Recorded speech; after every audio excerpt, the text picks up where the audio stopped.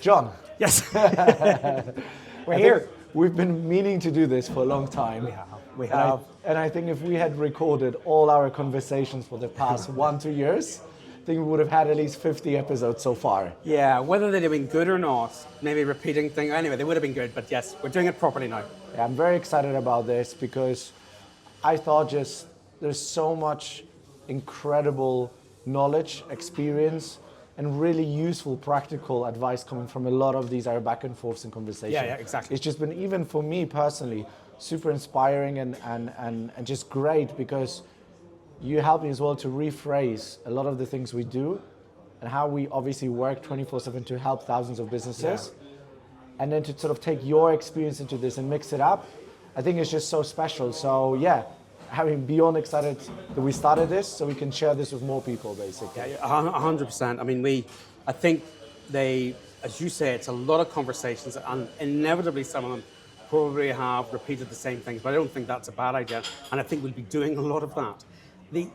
I remember one of those very early conversations that we had after we first met. We were introduced by Jake, if you remember. Yes. And there are essentially only 3 ways to increase sales. Everybody wants to increase sales, but there are different ways and some of them are harder than others. And this was our speaking about. So the 3 ways, again, just to reiterate that, I know you don't need to know it, but it is new customers through the front door, generally the hardest. Yeah. Getting them to spend more whilst they're here. In other words, you look after them, you have the offer right, you have the menu appealing, you have everything to make them think, I will spend a bit more. And then the third bit is, and of course this is very much leans into what you and Embargo do, is can we get them to come back more often? And it's never just as simple as a few clicks on a loyalty app. They all mix together. Yeah. But those principles were at the very core, and that's where, and the interesting thing about that first conversation was, it's almost like I was talking about it and my kind of passion for getting them to come back and the fact that you have a really good tool for that. But you lent back into actually your own experience as an operator too, and as a manager in terms of being into the community, and that's actually, you've got it, they are all interlinked. I remember that conversation really well because we're thinking about scheduling obviously a panel together and we're thinking, let's cover, this element, that element, and one of the elements that you mentioned was how can we get more customers through the door? Yeah. And that was when I stopped you and I said, but really, is this what cafes, grab-and-go businesses should really focus on? Because at the end of the day, what I always say, with again working with thousands of these businesses, from independent single-site cafes to international or national chains, that you are ultimately a community business. Yeah. Everything you do, from your social media, your marketing, your service, everything you do is about making the community grow, making the community more engaged, because this is all you do. Your GM is not an operational function in your business. It's a community manager. I love that line. It's a community manager. And I think that really triggered to go, in fact, everything we do around those 3 things have to come from the community. And the interesting part is that most operators actually intuitively understand that they are a community business. They do so much, actually, already to enhance and grow those communities. But it's about being very conscious and very strategic about this as well, because that's where you start getting scale. Yeah. And something I was discussing with a director of a very big chain, which is something like 100 locations, coffee bakery, and the one thing she said was very cool was like, at the end of the day, how we need to look at our site, each one of them needs to be the local, community-focused bakery cafe, and that's how we can really stand out. And to be honest, probably if you even speak to someone like Pret, they also understand that each site will still be and have to build its own unique following, even if they are every 500 meters, right? So I'm not sure whether you're aware, Pret's a very good example, because I'm not sure whether they still do this, but they worked in groups of 10. They wear 10 shop structures, so that you've got this small business feel and that they can feel like they're not part of this huge empire, they're part of something smaller, and therefore they need to recognize those people coming through. The area manager, everybody should know everybody within that. And I think that really triggered then that conversation about how can we use a lot of the strategies, the know-how, the skill set, the really sophisticated ways of growing sales from the biggest groups and the most successful groups. Amazing. Thank you so much. That looks great. Thank you very much. Thank you. And it was really about, these guys do certain things really well, and they're really strategic about that. But actually, a lot of these things can be applied to smaller businesses who are in that growth set. Of course, they can adapt this, but actually today, with today's technology, with today's know-how, access to great people, to great knowledge bases, and tools, they can actually do a lot of that. 20, 30 years, it was impossible to compete. Yeah. Now, actually, despite all the challenges, they can. And that was the thing that I really at some point got us together, and is that, yes, it's harder than ever. And I see this. I see thousands of businesses, and I see many of them really having a challenging time. But it's also the time that gives more opportunities, more tools, and more ways to grow businesses than ever. Yeah. Well, this is, I've just done a sequence on Instagram of short videos about 6 videos about why this is actually one of the very best times to be owning and operating a hospitality business.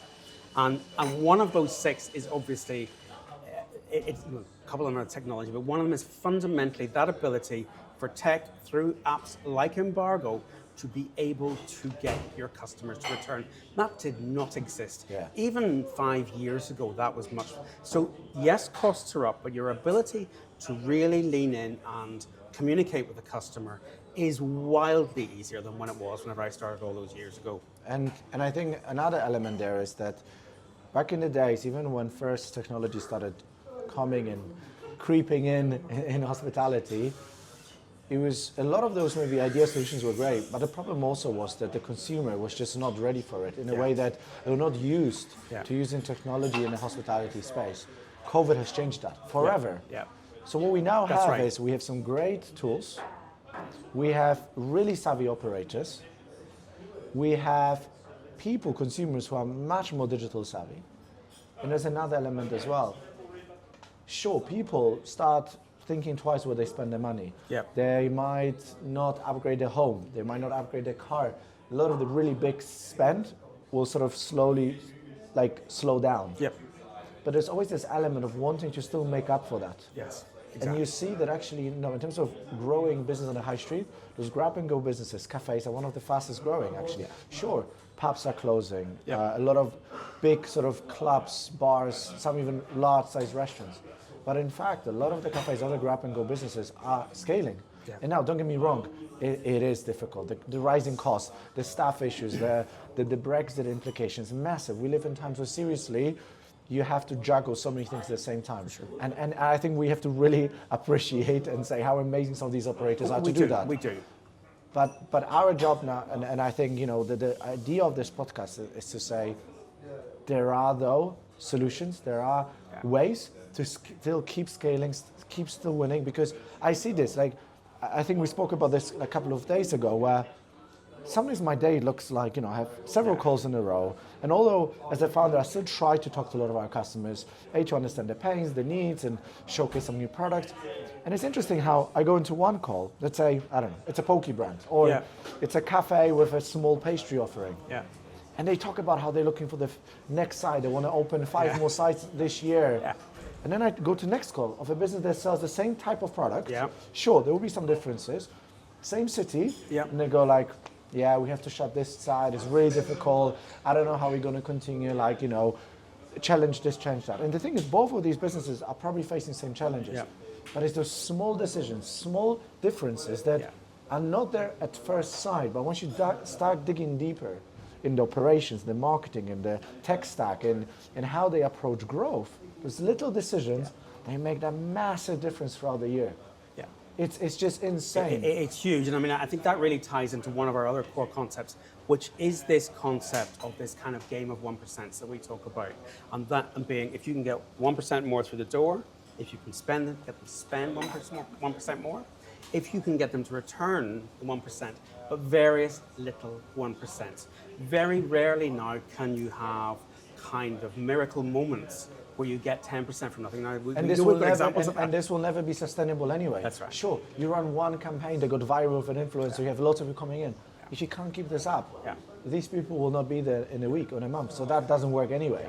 Because if you have this massive demand, you then have to have probably more staff, more everything, your costs go up. And then if that doesn't sustain, you are in a very bad position. And I think that this, and we're going to talk more about this as we evolve, but this 1% thing is, as they come through the front door, a customer comes through the front, multiple little variables, 1%, right through until they do their purchase. Now, that can either 1% increase in spend or 1% down on an average basis. Now, then they're sitting and the experience is putting them in a place, are they 1% more likely to come back through the whole experience or 1% less likely? And the very, heat, cleanliness of toilets, there's so many little bits within music. Just indifference, people saying hello, not saying goodbye, and all the tiny little details covering so many parts of the business. But of course, you then have the tool now to go, well, we can get more than 1% because we have some digital ability to communicate. And forget about digital. I think we have an ability to communicate. The digital is almost, it's not relevant. At the end of the day, you need to really understand what are your growth strategies. And then how can then technology reinforce it, make it easier, make it quicker, make it possible in the first place. Technology is a way, a tool, a mean to get somewhere and execute a strategy.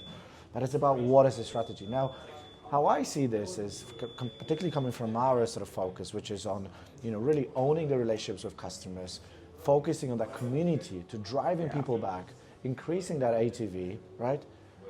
It's actually straightforward math.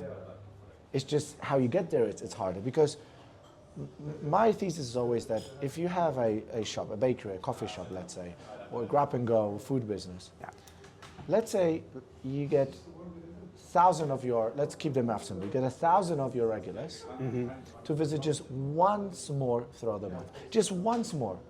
Not talking getting them to visit, 4 times more, so every week again. Just one extra visit throughout the month. Can you have tools, can you have ways to encourage that one extra visit? Now, those 1,000 customers visit once time extra. Let's say the average spend will be, let's say £8. Yeah. It will be 15 for 20 for a food business, probably 5, 7 for those coffee five business, and, right? yeah. Let's say £8. 1,000 times an extra £8. It's an extra £8,000 in sales for that location throughout the month, right? That's almost 100 grand a year extra from one location. Yeah. So and this is why, of course, we're doing this piece of research now through your list and to my list in terms of finding out actually what that data is. Because data is the other thing that we can go on about a lot. Finding out those figures, because it's very easy to do 1,000, it's very easy to do, and people think that I'm not like that. But we're going to come up with the data to illustrate what this is on average in some really cases. Because this is such a key point. Yeah. Get, one more time, it's not an immediate 100 grand, but but the work, it's the 1% work. It's just you work it back down. Okay, I want to get 1,000 people visit once extra for the month. How do we get there? Yeah. What are the pillars? Yeah. What are the tools they can implement in ways from analog to digital, marketing, operations, product, display? All these things ultimately should work towards my goal, saying I need to get 1,000 customers to come once extra for the month and get a coffee and a pastry. Coffee and a sausage. Now that's another thing, is like, now imagine if there is another 1,000 people who visit you already a handful of times. Let's say they visit you on average twice a month. So it's 2,000 visits. Yep. And those customers usually spend, say, £6. Yeah. Now imagine if those 2,000 visits, that £6 turns on average to £8. Yeah. That's another £4 grand as well on those 2,000 visits. So you're not even talking about let's get them come more often. That's fine. These customers can keep coming as often as they want. Just can you get them to spend 8, not 6? Yeah. And it's suddenly, 2 sets of variables. Suddenly you have one driver. It's like, can I get these extra 1,000 visits? Can I get from these 2,000 visits already there, that extra £2 per visit? Yeah. So you start adding up, and it creates these. It all sounds very doable and achievable over time, and all these things can be like reverse engineered almost. They can. It's, of course, it's easier said than done, and I think it's very important here that we're not talking from, it's so nice to sit there and say all these smart things. Both of us have had significant operational experience. And most importantly, we speak on a daily basis thousands of these businesses, and we have real data and case studies where this has been done and this has been achieved. Well, I mean, just on that front, I have real consistent data in terms of increasing average transaction value from menu work. And it's very rarely just the one thing, but it is all of those little bits and pieces, those 1%. I'll give you an example. We have a client who's got three locations, and in our coaching calls, she ended up with about 15 things that she could do. And what that, of course, is sometimes people do none when you've got 15. Yeah. So we then always focus on, well, what's the one thing you can do? And she was busy because she's running around and sort of, like everybody's just running around, even at 3. And we focused in on change the sign on the display cabinets to focus in on a lunchtime bundled offer. That took her less than an hour to do, and it cost her less than £1. So that's a tiny little micro change. She increased that bundled offer by 733%. So that's where you need the data to see those changes. But that is one perfect example of a 1% change that produces vastly more than that. So we do have a lot of data. You've got different data to what I have, and this is, of course, what we love about this. But that's increasing average transaction value. Now, you think about that customer having a better experience because they've had that bundle and they think it's value, they're more likely to come back. They're more likely to buy into the brand. I think that's great. I didn't know. They're more likely to grow the community for you. And I think there's something really important here because we've had this discussion, the blank street discussion, right? Yeah. There's a lot of, I think, in the industry, there's a lot of this thinking like, oh, they're doing all of that, but they've got massive budget, massive funding, and et cetera, et cetera, et cetera. Fair enough. No doubt about this, right? And I don't even want to go down that discussion so much. But there's a big but. There's a lot of things you can do without that budget. And there's a lot of things, actually, that you have to do if you don't have that budget. Yeah. Because they've taken a certain strategy, which is very influencer-led, tons of high street locations, big funding. That's one sort of route to growth, which is very unique and specific, and they're doing really well on that. But what you also then have is, if you know that you're not going to, pay Sabrina Carpenter, whatever her name is, to do Instagram posts and stories and TikTok stories of drinking your matcha or your coffee, then you need to turn your regulars into those influencers. That's which exactly is, again, if you set up that bundle, they love this. Yeah. If you then build that communication, we have the data of that customer, can re-engage with them, bring them back, invite them. Exactly. Maybe create an offer where, hey, we haven't seen you for a while, come and bring your friend, the second coffee is on us. Yeah, yeah. You can find different ways to engage with them over time and see what actually resonates with the data. Yeah. Because every community will resonate a little bit differently. And then suddenly those regulars become your influencers. Yeah, because again, you're a community-driven business. You're not looking for people to travel from another city or country where they don't have, let's say, Blank Street or whatever your brand is, to go and try your coffee. This is not your business. You're not a touristy Instagram sensation. Yep. You are a community business focused on having regular customers who come as regular as possible, spend as much as possible per visit, and bring their friends and family. That's literally your job to achieve. And that story, that example, I have this current fascination between the analog world and the digital world meeting together, and I will go on more about that. But that story is a very good example of an incredibly inexpensive analog thing to do. Mm-hmm. Change a little sign. Don't worry about fancy design for that. Do what you can very quickly. You then measure, so you see the result. Then you have an ability, and again, through your socials, but also potentially through your embargo app, whereby you think that offer, we can now, that's worked. People want that, and now we can communicate scale that. This. Technology ultimately should not create things you can't or you're not doing at the moment. Like, your staff should be behind building those relationships. But then technology should allow you to scale this, so it doesn't just come down to that one member of staff having a good day and having time to communicate. Because I always say is that if you're very busy, you have all your regulars in store, but there's no time to talk to them. When it's not busy, there's no one to talk to, although you have all the time on your hands as a member of staff. So sure, every part of the experience builds that loyalty, builds that willingness to spend more, willingness to bring a friend. Absolutely. Technology will never replace that. You cannot say, oh, I want this app to solve all my problems in the world. No. What it can do, it can scale what you're already trying to do well, or try to point to where you should fix things. Allow you to make data-driven decisions. But at the end of the day, it still comes from building a holistic business. And this is the same like with your health. Like you cannot say, oh, now I'm just going to get the best personal trainer in the world, and I'm going to be the healthiest person ever. But if you still keep smoking and eating, junk food and not sleeping and partying, you can have the best personal trainer in the world. Doesn't matter. And also, even if you now eat well and you don't smoke and all of that, well, guess what? You still need to go and see the trainer regularly. Just because you signed up for it and you That's pay the a classic monthly gym fee, thing, right? isn't it? Exactly. You don't so lose the same weight by thing. signing up in January. So the good news is there's lots of tools and lots of ways to do this. The bad news is that they all have to work together. You have to do all of this. You cannot just say, because I'm investing in now my social media, then I don't have to do this. Or I'm investing in loyalty, so I don't have to invest in service or product. Yeah. Everything has to work, and particularly today when it's so much more challenging, you need to nail every single bit, and then scale this by using the right tools. Yeah, and that's where and this is kind of, very consultant speak.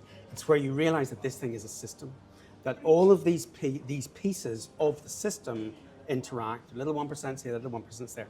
But if you lean too much one way in the system, think about the system as a line of a piece of string, and if you flick it there, it resonates across. So you've got to think of it, as you say, holistically in terms of both. Now, the bit that I have this current fascination over is it's almost like a change in society. During COVID, we had all of these changes, and now as we move into a much more AI type of age, not the best way to describe it, but people working from home, people maybe losing jobs, people feeling a little bit discombobulated, uncertain and overwhelmed, and off the back of that, and the change that we've got now, people are really moving back to wanting a more analog society. They're wanting to have this connection, as you say, in a low, when they need that pound note, as it were, to really last. They're not going to be eating in the fine dining restaurants, and they want to come and have the human connection. But that is all analog. But then we can blend the digital piece in with that. But I think this is the major reason where I feel that society, not for all hospitality brands, but most, is that analog human connection. 100%. Is the start. 100%. That's something I keep telling our customers and how I train the team as well is technology should not and will never replace the experience of a hospitality business. No one goes to a venue because they use an app or they use this till or that stock management or that Wi-Fi system whatsoever.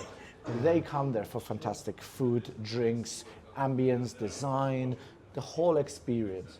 What technology does, it helps to facilitate the experience, make it scalable, so it helps you scale that experience, and make it measurable, or as much as it gets. It helps you to scale what you're already doing really, really well. But it will never replace that. It will never fix a lot of the things, because that's another thing, right? Usually the quick sort of fixes where technology goes like, oh, I fix your revenue, let's just go on Uber Eats or Deliveroo, get a bit of extra cash flow. Sure, but that's a cash flow that has almost no margin, right? That's a cash flow that's also going to destroy probably a lot of your experience, or might destroy. Like, there's no shortcuts. There's a lot of things you can do, and the analog is absolutely key. For instance, I think I told you that story. Back in days when I was Joe and the Juice, when they were super small, 4 locations. Well, no, they were quite big already in Europe, but there were only 4 locations in the UK.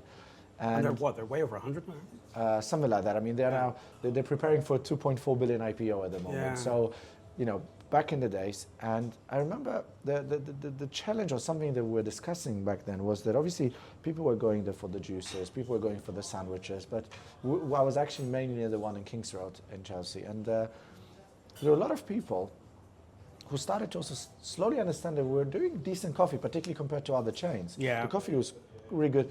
The latte art and the barista training was fantastic. Pretty much everyone was only allowed to make coffees back then, at least, if you could do a proper latte art. Like it was really, really well done on that end. But there were still a lot of people who would go. There was a Starbucks next door, and or there was also another cafe down the road. They would come walk in with a Starbucks cup or another cafe cup and order a juice. Right. Because in their head it was Joe and the Juice. Joe and the Juice. So what we thought is like, okay, well, how can we? And that was, to be honest, my own initiative. I didn't even get the sign up from directors. But what we started to do in the Kings Road shop is someone walked in with a Starbucks cup. We would say, and they ordered a juice. Said, hey, what are you drinking here? And they would say, I don't know, say oat cappuccino. And we said, okay, you know what? what I'll do right now is I'll make you an oat cappuccino, Yep. and let's do this. If you don't like it, don't worry. It's on us today. Okay. If you like it, it's on us today as well. Yeah. But you promise me next time you come here, you're having our coffee instead. So you buy a juice and a coffee. The amount of people we converted is just insane. Yep. The one free coffee ended up turning a customer who would then come several times a week, Yep. not just for the juice after the gym or whatever, but the juice and the coffee. Like the extra revenue we generated with just a one thing and just giving away a couple of these freebies is just insane. Now It's imagine, huge. this is all great. Now use technology to scale this. Yeah. And like, hey, Exactly. you know, get the first coffee on us when you buy a juice, let's say. It's right? exactly that. Turn these customers so they actually, it shifts a habit for the community. And as I said, it's 1,000 people who now will buy a juice and a coffee. Let's say they spend extra £3.50. Yeah. That's $3.5 extra just from these customers. Yeah. And Yes, that- it systemizes that young manager taking some initiative, thinking, and that not thinking, well, you know, that's £3. It's not because it's 50p. You know, Yeah. it's so you can go through a lot of those, and that's where loyalty. And this is, I mean, you know, I hate loyalty cards. It's not. This is not a pro-embargo thing. I've always hated them, but that's a very different type of building loyalty. Ignoring embargo. No, it's just you know, loyalty are not it's- loyalty are not points. Loyalty is not rewards. This is Yeah. not building loyalty is building a repeat behavior. Yeah. It is building engagement. It's building a relationship with customers. Only those relationships, getting them to return and buy again. Yeah. Giving a reward or putting points, stamps, just- butterflies, whatever it is, it's just different means how you can engage with that customer makes me twitch to then. start building that loyalty, Because it's right? no loyalty. Yeah, But recognizing me as I come in and going, John, actually that one's on me, for no real reason, that's loyalty. But then it's the digital ability to do that exactly. now and actually have the communication, because you can't just rely upon those managers. You Because just A, can't. A, they change. Exactly. B, they can be super busy when it's They rational. set up technology companies. Sorry, yeah, set or they up set up technology technology companies. companies, right? So they disappear from the field. And it's just, we can't expect this. Like, Yeah, yeah. also remember, these people are under so much pressure. They also have rising living costs as well. Yeah, exactly. It's like we cannot expect them to be everything. Yeah. There's certain training that needs to be in place, there's certain things they can do. But in order to scale something, we cannot just rely that every single member of staff will do that job, because it's hard. They can also have a bad day. They're humans, Exactly, right? exactly. And you know, we've all been there. So Okay, so let me come back to our three ways to grow the business, to increase the sales. And because, of course, the fourth way, so I wrote about that in my first book. I can't remember if I did the fourth bit or not, but that was the three ways piece. And it is still the case. So let's say you've got your cafe, and it's one cafe, and you've worked within the community to get them through the front door. You have managed as many of the variables as possible to get your little 1% sales. And then you have worked to get them back. So we've got those numbers that you're talking about. The fourth way is actually at the very core of what we want to talk about, which is building a business. It's growing. And the fourth way then is there are other revenue extensions that you can do, but let's park that for the moment. But the fourth way is opening more sites. Yes. So what we want to be talking about, and it is one of those key points that we also met, a meeting of minds to begin with, was that growing and building properly sustainable businesses that can actually work within feed families, create good jobs, and that's the fourth way, and that's a key part of what we're going to be doing here. And it's talking to people like Ryan from Attendant here, and people who have multi-sites, and coming up with, well, what were their 1%? Also maybe, what were the 1% mistakes? You know. Exactly. And I think this is what I wanted to think, and that also was one of the inspirations and what really motivated us. There are not actually that many hospitality-focused podcasts. Yeah. And even if they are, I don't feel like they're really focused on the guys who build that, Exactly. on the experience, on the motivation, on how their minds and the strategies have shifted over the last few years. What hospitality builders is really about is to bring real life experience, real life examples of founders, managers, directors, of people who've gone through that journey. Yeah. Different moments, one that are going from 1 to 2nd side, from 5th to 6th, from 20th to 25th by end of the year. Exactly. But to really bring that and almost go through this as a case study by case study. Exactly. So we can show how a lot of the things we just talked about very briefly is being applied day to day, or should have been applied and now is being applied. Yeah. How this impacts those businesses. Yeah. So it becomes an inspiration to anyone who currently runs hospitality business or thinks about that. Yeah. It becomes a real place where we can exchange those ideas and also face and I guess challenge ourselves with our views. Yeah. And see how they compare to the day-to-day reality of all the business. That's right. Because we can sit here it's for constantly hours. changing too. Because we can sit here for hours and pretend we know everything. And I guess, all of this sounds really, really great. But then it's about comparing the notes with the guys who are currently out there trying to do these things. But because this becomes real and this becomes applicable. And stops the BS, excuse my French, you get a lot of podcasts where you just have people sitting and talking about theories. Yeah. That all sounds beautiful. Yeah. But no one ever follows them and it's impossible to execute, The key thing, and within that I almost am fidgeting around in terms of not reacting against, but it's yes, you and I can come up with a lot of theories, but we also have staggeringly large amounts of experience. Mine is longer just because I'm older, okay? So there's no digging there. I wish I wasn't. But you have been an operator out there yourself. Yes. I have, 15 years as an owner-operator, employing nearly 1,000 people, tens of millions of stuff sold.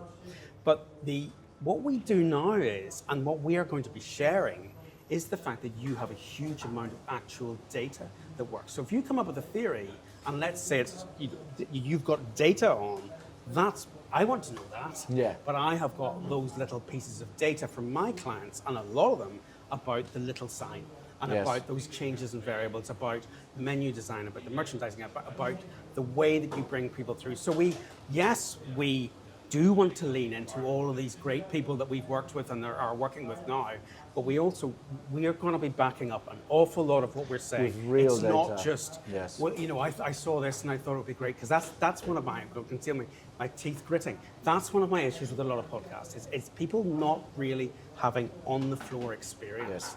And in differing ways, we have a huge amount of that. We have a huge amount of people between us who are working with and engaging with what we do, what we teach, what the services that we provide, that we can then feedback and discuss with operators who are growing as well. So I think it's a really key part of what we can do to actually help people. What we will be doing within these pillars that we've got, whether it's little tactical things like the 1%, whether it's broader strategic conversations about this sort of 8 sites generally being the number that you need before you really know you've got a model. That's a very different conversation from something, but it's all together, and we've got data on both. And we'll have some incredible food, incredible coffee. We will. And I think also really showcasing what hospitality is about. Because as we said, a minute ago, no technology, all these business strategies should support the beautiful concepts, the beautiful products, the vision, the dreams that you have when you set up those businesses. Yeah. But our job is to balance it and say it is still a business to run. Yeah, exactly that. And every business needs strategy, every business needs growth. No business is being set up and say, I just want to do this and keep it as it is. The moment you do this, you die. And the same thing is with hospitality. Hospitality builders is all about building and growing hospitality businesses. Right. And why that latter part is key to sustain whatever your dream was originally, and also to keep not just surviving, but actually ended up being a thriving business in those challenging environments. Because this is really something that is possible. And we see this, and we're so excited to bring this to life. And John, I can't wait to share all of this in more detail, and also with these incredible operators that we have already invited, we've spoken to, and will speak to over the coming months and years. I think there's what we want to be also highlighting is the changes in the models. So the fact that we've spoken a little bit about the blank streets and the black sheep, the differing views on that. They are getting hundreds of millions of investment, money coming at them, because the model's different. It's not for everybody, but there are little bits and pieces that people can absorb. So that's another part of what we'll be discussing, and what I think we've got really good insight on, and the data, that we keep talking about data. We love the data, but we love the analog piece as well. So I'm really looking forward to it. I think we have a lot to share. And I'm really excited that we're finally doing and getting it out there. Amazing. Well, stay tuned, guys. Definitely follow the channel so you're always up to date with the new episodes, new interviews that we've got. And thank you so much. Well, it will be an incredible ride. Yeah, absolutely. And let us know anything you would like us to touch on in more depth.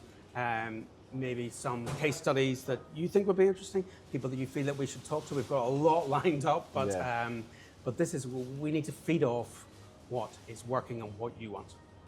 Thank you so much.